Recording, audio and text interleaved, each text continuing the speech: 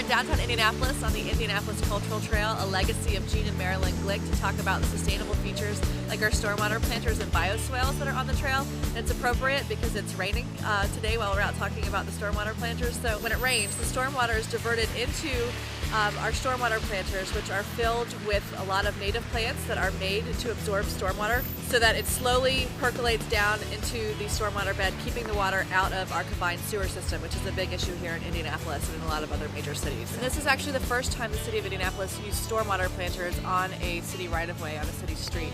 It's something new here, relatively new in the Midwest, when the trail was designed, and the city embraced the technology. The vast majority of the trail has these bioswales and these stormwater planters. They took as much space for the stormwater planters as they were able to. They hold a lot of water. It's really fun to come out here in a really big downpour and see how they really just fill all the way up to the top and then slowly percolate down over time. They are designed with a beehive in it, so there is a fail-safe measure in case there is that 100-year storm event where they do overflow, and if that's the case, they do flow into the city's stormwater system. Our stormwater planters and all the landscaping on the trail actually serve as a natural barrier protecting the cyclists and the pedestrians from both vehicle traffic and from each other.